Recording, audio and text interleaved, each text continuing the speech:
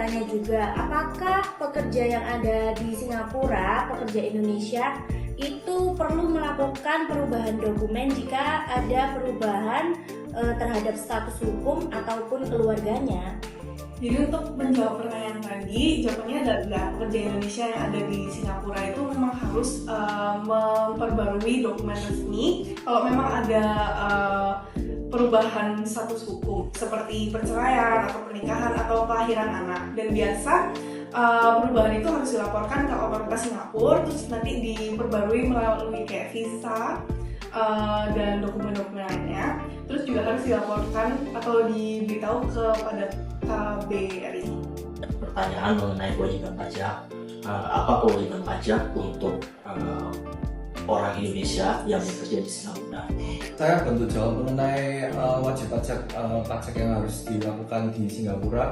Jika Singapura yang memajaki, berarti mereka yang akan menggaji dan bukan Indonesia. Dan di Indonesia antara Singapura ada yang namanya tax treaty atau P3B, yaitu mereka memiliki peraturan pajak yang bisa menghindari pajak berganda. Tapi meskipun menerima gaji di Singapura, masih harus melapor di Indonesia.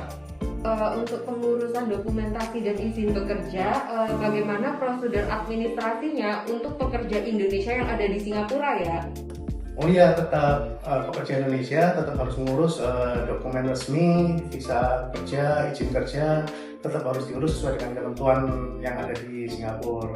Dan pengurusan untuk ini semuanya biasa dilakukan di Departemen Ketenagakerjaan Singapura atau Ministry of Manpower.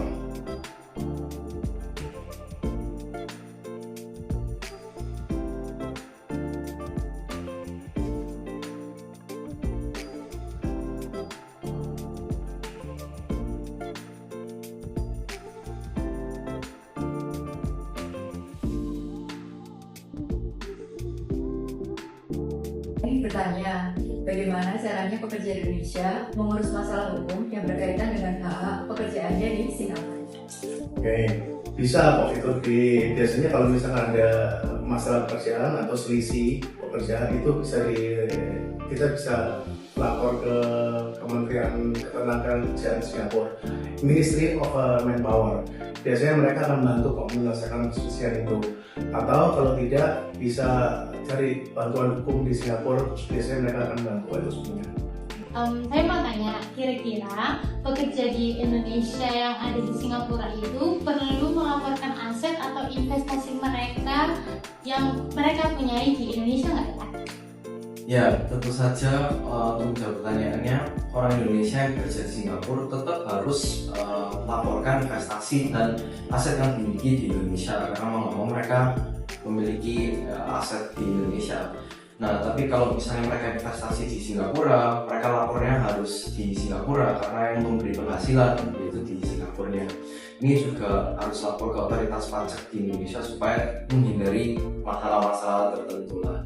Karena saya seorang pekerja Indonesia yang bekerja di Singapura, menghadapi masalah kewarganegaraan ataupun dokumen perjalanan, apa yang harus saya lakukan?